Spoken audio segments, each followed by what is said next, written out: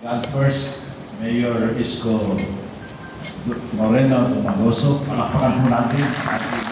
Mayor, ang chairman ng FDAP, Fashion Designers Association of the Philippines, si Ramil Estroque. Palakpakan po natin.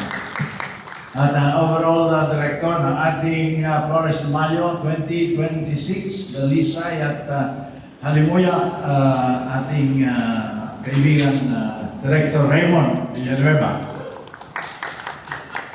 Ang pinuno ng DTCAM, Department of Tourism, Culture and Arts of Manila, Crystal Bagatsing. Palakpakan po natin.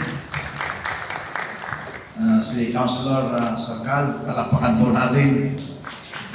Ang mga kinatawanan ng Philippine National Police, sa ating mga iba pang opisyales ng City of Manila na nandito, sa ating mga designers, sa veterans at saka sa iba pang designers, sa inyo lahat, maganda at makadiyos na umagang aking bati.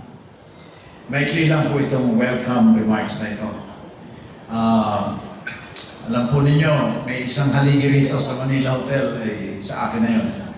Kasi magdadalawang taon na akong presidente ng Manila Hotel. At mainit namin kayong tinatanggap dito sa Manila Ballroom, isang makasaysayang lugar dito sa Manila Hotel. Bagamat ang buong hotel ay makasaysayan, 114 years old na po itong Manila Hotel. Pero itong Manila Ballroom ay disenyo mismo ng national artist Leandro Locsin. Kaya wala ko kayong makikita gasing iconic ng Manila Ballroom. Ito lang po ang katangi-tangi. God first. That's the first impression that I got from Mayor Isko, to tell you the truth. When we met for the first time here at the Manila Hotel, you were our guest and you expressed your belief in God first. That's why itong ating Flores de Mayo ay magbibigay ng banal sa ina ng Diyos. At ang ano man ang ating denomination, hindi natin maitatanggi na ang ina ng Diyos ay napakahalaga sa ating buhay. Kaya nga tinawag ina ng Diyos. Bagamat siya ay tao, hindi natin siya hindi talaga natin siya dinidiyos. But siya ang ina ni Jesus. At si Jesus ay Diyos. Jesus is the Lord. Kaya malaking bahagi ng ating buhay bilang Kristiyano, ang ina ng Diyos. Si Maria, ang Birheng Maria. At siya nabibigyan natin ng parangal. Sa Flores de Mayo, mag-aalay ng bulaklak sa kanya bilang pagbibigay halaga sa kahalagahan ng ating ina ng Diyos. At mapalad tayo na ang ating butihing mayor at ang kanyang may bahay, Daini, ay siyang ating magiging hermano at hermana mayor. Palakpakan natin. At kabilang pa ang kanilang mga anak. Bilang patunay ng kanilang taus-pusong pakikisa dito sa ating cultural event na ating inaasahan na magiging malaking cultural event muli dito sa City of Manila sapagkat nagsimula ito 1979 sa City of Manila sa pamumuno na rin ng Kongregasyon de Santo Niño panghaba Santísimo de Nombre de Ganun na nga. Ang haba kasi. Sila Ben Paranes, oh Rene, were you part of that, no? You're still part of that. Tony, were you part of that? Tony, ha? Si Tony gumagawa na aking barong Tagalog, ano? Libre. Hindi, may kamte. Ano? So, talagang pag-agandahin natin, Mayor, talagang pag-uhusayin natin.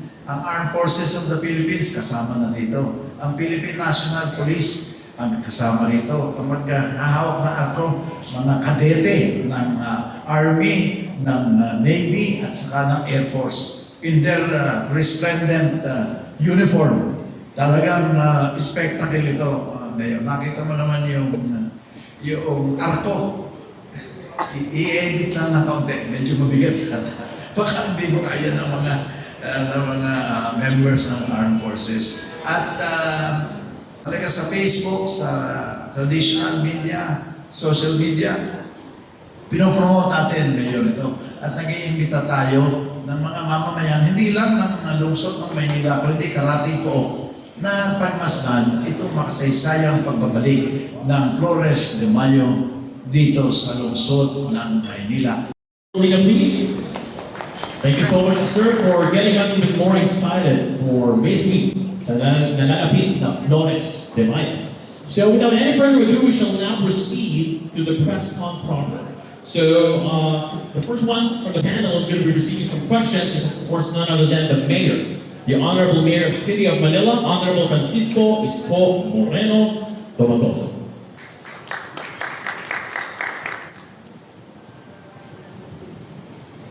Okay, so the floors are open for the press guys to answer questions. Okay, so Mayor Isko, you may stay there, po. Yeah.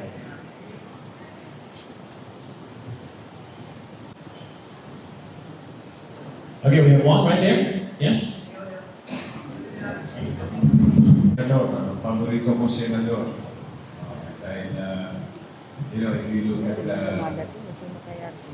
when I was a councilor then, 1998, pag titingnan niyo po yung kasaysayan or records of the Manila City Council, most, if not all, most of the law or ordinances that I had passed and convinced members, my co-members in the Sangguniang Panglungsod is all about land for the landless program. And the basis of that is what you call the LINA law, the Urban Development Housing. Ayun po, may agdano si Senator Joey Lina. Kaya malapit sa puso ko si Senator kasi kami naman isa ako sa produkto na walang sariling matitirahan. Anyway, to Raymond and Kathy, sa inyong lahat, good morning. Good morning. Good morning pa naman. But I'm happy and proud, at the same time humbled to be with famous designers of the Philippines. Yung ating mga magagaling na designers ay nagpangipangita dito sa makasaysayang Manila Hotel. And we are also excited as a city government, especially yung aming Director ng Tourism, si dating Congressman Crystal Pagachin. Kita nyo naman, tourist director pa lang namin, maganda na, pandayo na. But we are very excited simply because especially nowadays, hirap ng buhay ng tao, life must go on. We must not forget who we are and where we came from. Dahil if there's something about Manila, Manila as a city and its people. You may have all the buildings in Makati, in BGC, in Ortigas, you name it. Maybe they're enjoying the progress, economic progress of our country. But, you know, yung mga building na yun, walang soul. That's the uniqueness of Manila. Sa atin, meron siyang lalim.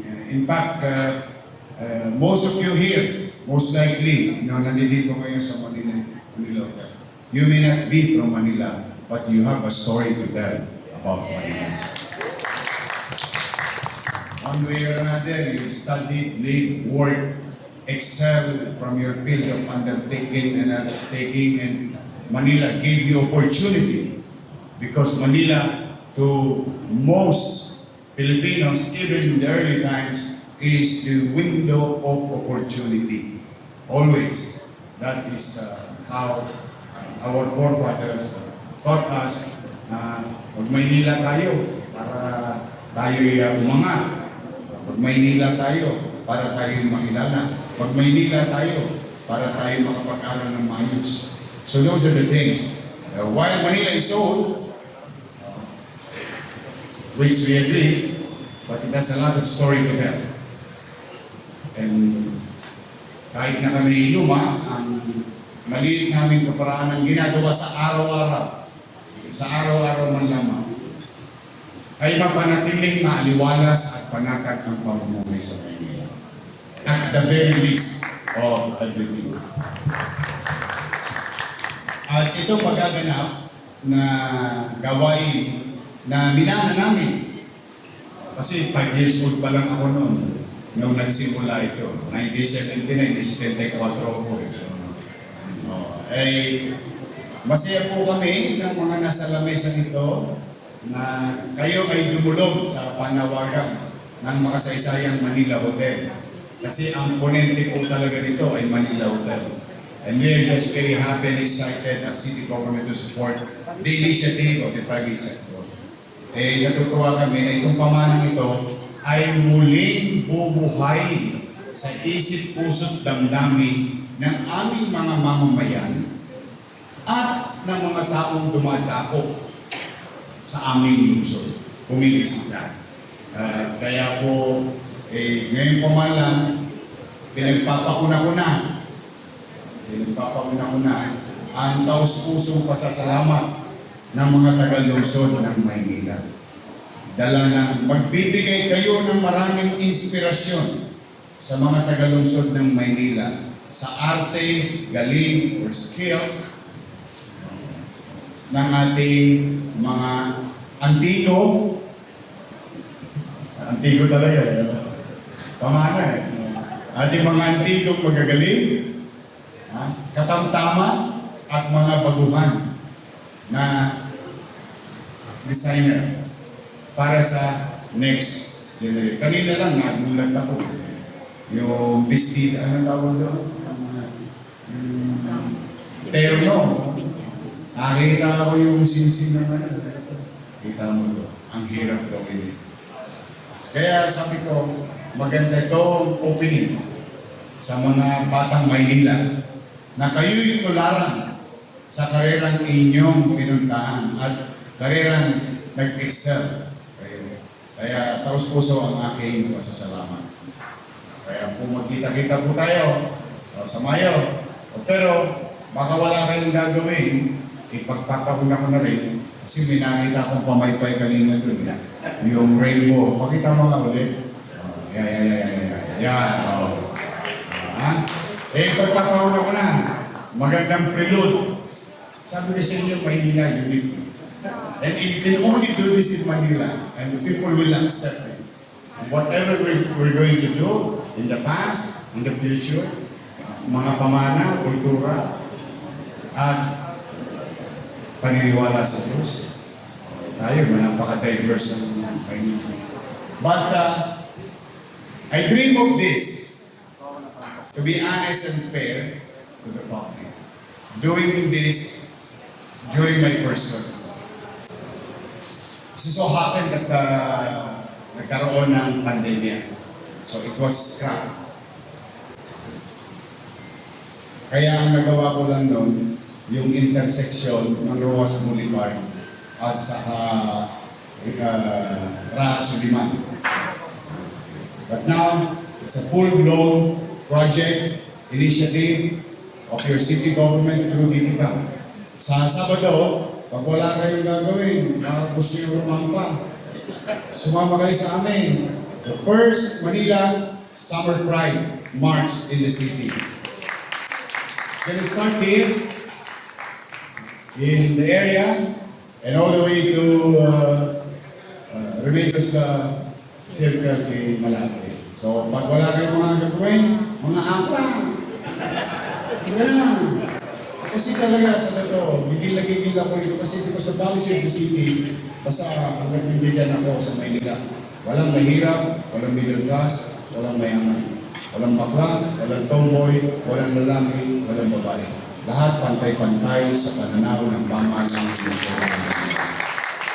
These are proof, power statement, commitment to the most diverse city, unique city in the country. Maka-Diyos, may takot si Diyos. Ang mamamayan, may paggalang sa kapwa. May pag-unawa sa mamamayan at komunidad. So muli, maraming salamat. See you sa Flores de Mayo. At huwag nyo nakakalimutan, Dalisan at Halimuya. Magandang umaga po at magpalayo ng Panginoon. Manila, God first. Thank you. Maraming salamat po muli. Mayor is Pope Moreno. And indeed, we have a wealth of stories to tell about Manila. And that said, as we're looking forward to the imminent Flores de Mayo celebration on May 3, we shall now begin our press con. Okay, so you can ask anyone from our distinguished panel members here. So we can begin. Yeah, yes, please. Yeah, the microphone is just right there. Okay. Hi, I'm Donna of Candalibosio. I'm from Manila, sir.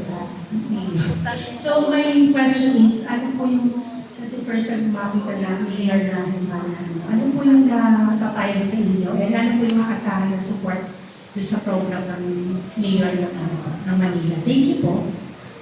Well, you know, nakatuto ang isipin on top of our mind as a city government, where the private sectors initiative.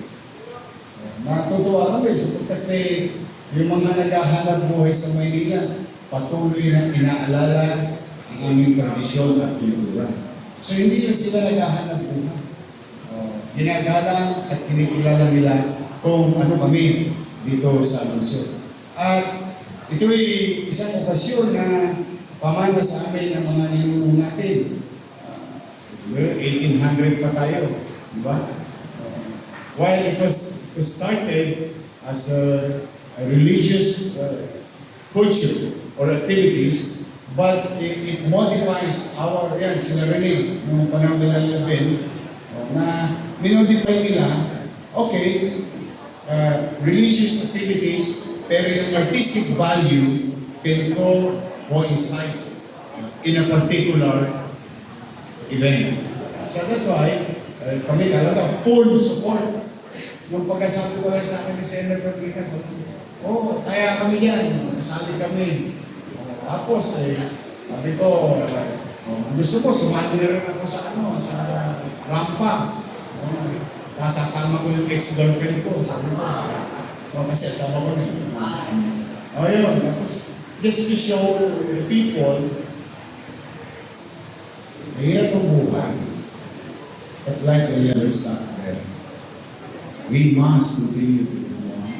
And we must continue to recognize and emulate on who we are as Manileño and as a city.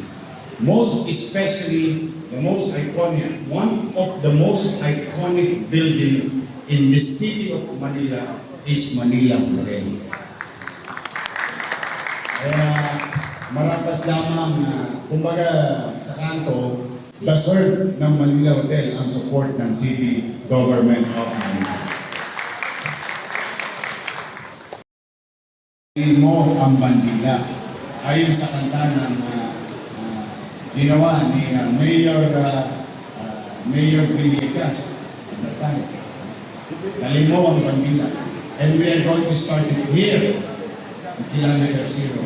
And from here, can be duplicated, copied, all over the journey, all over to the entire company. So that's why, when nung sinabi ni Senator Lina, ay patitibayin niya, pagagandahin niya, aayusin ka. Ay sapagkat siguro kung gusto natin ito'y ipalaganap, ito gawain na ganito, to also to be given chance to others in their respective provinces, LGU. Meron silang peg. Kaya magandang chance na opportunity for us. Kay Ma'am Cathy po. Ma'am Cathy, yes po. This is the first time po ng ating Flores de Mayo. So, ano ba ang ating inaabangan sa ano ba yung pinaka-highlights ng ating design? Nagsama po ba ng modern and traditions? Magandang tanghali po sa ating lahat. Ang Fashion Designers Association of the Philippines, bigyan ko lang po kayo ng background na we are celebrating 45th anniversary ng Fashion Designers Association of the Philippines. At ito po ay isa sa pinaka-una na asosasyon ng mga designers sa buong Pilipinas. So, nagkama po kami ng proyekto na nais namin ang mga senior designers or haligi ng mga sa fashion ng mga designers, mga kasalukuyang designers at mga emerging designers na isang makabuluhang proyekto na sa kabila ng crisis na ating nararamdaman sa panahon ito, meron tayong pag-asa na nakikita. So yung ang kailangan natin parangalan ang Panginoon of course, and lalo na si Mama Mary. So we decided na Flores de Mayo.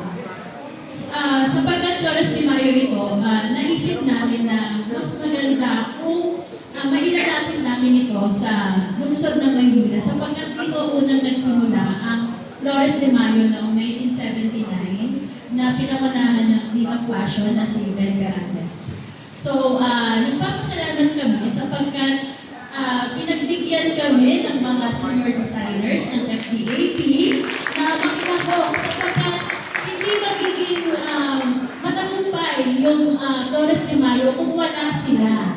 Kasi sila yung mga mentors namin. So kaya nais namin silang makibahagi din at ating pasasalamat talaga namin na sila ay nakilahok at kami ay talagang pinaunakan, lalo-lalo na kila Mama Rini Salud, Sir Albert Andrada, Sir Tony Galang, Sir Dino Vera, Sir Ben. So, malimits po yung designs na makikita ninyo dito. So, modern, mayroong classic, and yung the traditional na Filipinian na terno. So, nagkama po kami dahil ito ay dalisay at halimuyak. So, halos ang base po ng gowns namin ay kulay puti na dinidisenyohan ng mga pastel colors na mga florals. Alright, thank you so much po. And yeah, next question.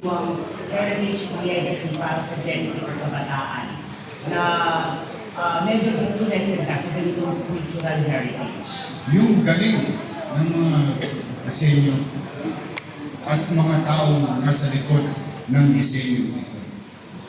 Yun ang gusto namin kapulutan nila ng aral, inspirasyon. Because kung hindi natin kayang ipasa yung ating mga angking, talino, galing, at mga pamana, then one way or another, in due time, and it's a matter of time, maliligwak na tayo bilang Pilipino. Ulitin ko, and I don't want to romanticize what our heroes said to us. And it's a fair reminder, 100 plus years ago, sinabi ng mga bayani, ang hindi lumingon sa pinanggalingan ay hindi makakarating sa paroonan. So, this type of activities, through their skills, talent, at pagkilala sa laran, ay patuloy yung ginagawa. At bumabagay din sa hamon ng modernisasyon. Nag-a-adjust, nag-a-adapt. And I think yun yung pwede nilang makapunta na aral sa gawain ito na pinuhunan ng pribadong sektor. Inisiatibo ng pribadong sektor. So that's why I want that for the next, or what you call Gen Z, Gen Gen X. Z, Gen Alpha. Ayun. Gen Z and Gen Alpha. Or Gen Ano, question lang po. General na lang. Your name. Are they engaged ngayon sa Flores, the Gen Z and Gen Alpha? Are they engaged ngayong may participation po ba ang mga Well, kabataan? sa Maynila, kanya-kanyang komunidad, hindi pa rin nawawala ang Flores de Mayo. So, yung iba, gumagamit pa nga ng what you call recyclable materials sa form of their artistic concept, in the way they want to project themselves through a piece. But I think that will be answered by, as a general, by our fashion designers of the Philippines. Magandang tanghali po. Doon po sa tanong ninyo, ang mga designers po nakalahok sa Flores de Mayo ay may tatlong henerasyon. So yung mga senior designers, yung mga kasulyan. Meron po kami mga bagong member na kasali din. So kasi ito po yung tinatawag namin ng mentorship na kailangan hindi mamatay sa kasalukuyang henerasyon yung tradisyon, kahit sa CV, sa mga designs, ganyan. So kaya may mga mini-mentor na po kami mga bagong emerging designers para sila yung magpatulog sa susunod na mga henerasyon. At Thank you, saka, ma'am. yes, at saka sa mga sagala din po, meron din po kaming mga teams na sasagala. Thank you, Ma'am Dan. And last follow-up question, Yorme. Meron po ba kayong personal connection or memories po regarding Flores de Mayo na kung bakit na-inspire kayo na hawakan sa unang-unang pagkakataon ang Flores de Mayo ng Manila? Personal connection or memories or experience? Nung atabs ako, siyempre, panilin pa ako ng araw. Kahit pa akong libag. Kasi hindi ako naka-attend ng Flores de Mayo o Sagala. Pero nung nag-target sa ako, very memorable sa akin ng Flores de Mayo o Sagala. Kasi na-attend ako sa iba't ibang probinsya. Eh may bayad yun. How can you not, Kaya remember pala, that? no? Yeah, as a matter of hanap buhay. In a good way. So, I had so many Sagala and Flores de Mayo attended all over the country. But this time around, baligtad naman, Toscas ako. Kaya magiging memorable ko. Maraming salamat po, Yorme. Alright, thank you so much.